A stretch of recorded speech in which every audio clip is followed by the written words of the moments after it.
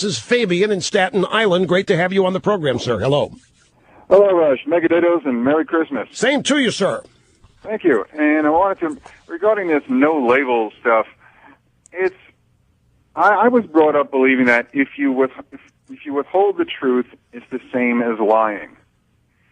And it's how liberals are creating this dichotomy with this no labels issue where they want politicians running for public office to be open and honest with the people, just as long as they don't let us know to what party they're affiliated. And that's what gets me about this. I feel like there's a certain danger here where liberals only talk about liberty when they're taking our liberties away. And they're controlling our speech. And throwing that one out there. There's all of that and more. They're trying to control what your kids eat now because that can't be left to you. You're too big an idiot. You know, who was it? Since the guy has a good point, which candidates hid their labels in the last election? Do we know of any that did? Which candidates tried to hide? We know the media, in any story of corruption or crime that involves a Democrat, you'll never find out in the story that they're a Democrat. But what candidate hid their labels during the last campaign? And why? I'm going to tell you what this is. See, it's easy for me because I know, not personally,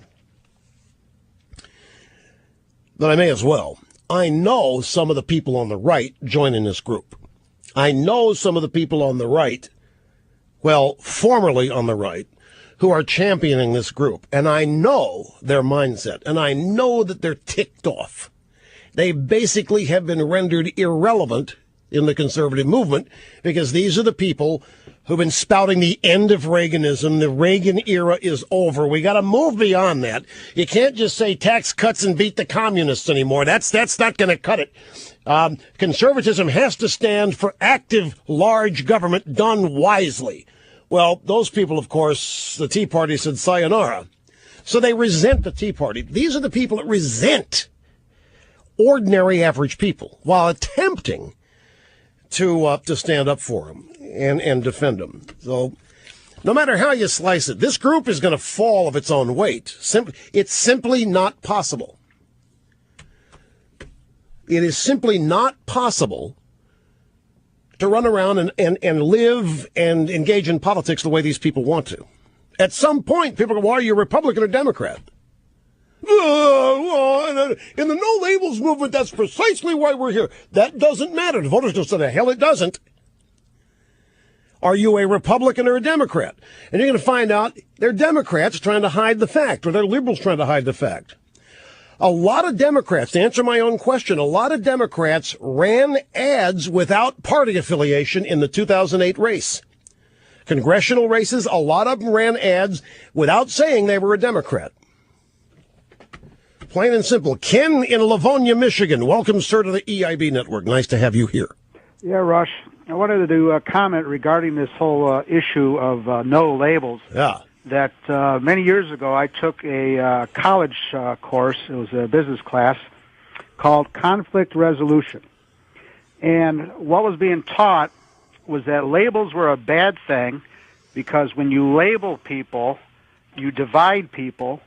And the way they put this insane idea into the college course is they were teaching that when there's a conflict, there must never be a winner or a loser. It must be a win-win situation so that you don't hurt the feelings of the people that you are in a disagreement with. Oh, yes. And this whole idea is just completely out of left field because think of it this way. The country being an automobile, as the Democrats like to use the comparison with, if you have two unmarked jugs, one gasoline representing capitalism, you put that in the car and it'll run nice and smooth. The second jug, soda pop, representing statism, which is what the Democrats love, you put that in the car and it's dead. It won't run anywhere. And so this whole idea of no labels is just like I said. It's out of left field. It makes absolutely no logical sense whatsoever. Again, you're exactly right. I mean, you can't even call people girls and boys or men and women. I mean, it's a label. That's it. It's just silly. And again, born of a bunch of losers. Bottom line is, folks, it's this simple. If they want to steal our money, if they want to tax us, this whole notion of greed. Bill McGurn has a great column today in the Wall Street Journal about greed and tax increases or tax cuts for the rich. And the conventional wisdom is that the rich are a bunch of greedy SOBs. And that the government, who wants to raise taxes on these people, they are fair. They understand the great inequities in our society, and they seek to level them out.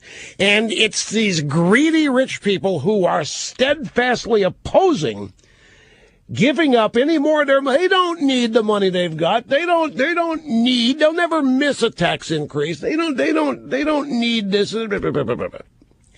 And the notion gets put out there that they are the greedy ones. But who are they? Whether they're rich or not, they're people who want to keep what they've earned.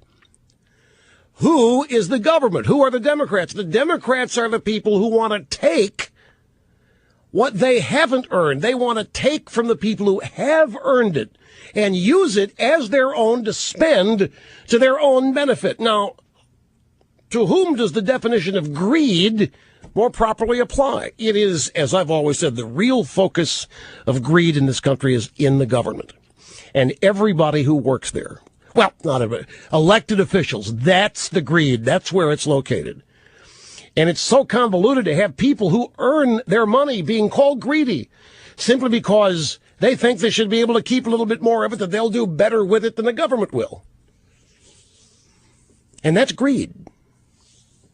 And when Reagan won elections, it was a triumph of greed and selfishness, the media said, on the part of the voters. Yeah, the voters, they wanted to cheat the government out of what was rightfully the government's, because Reagan was for tax cuts and so forth.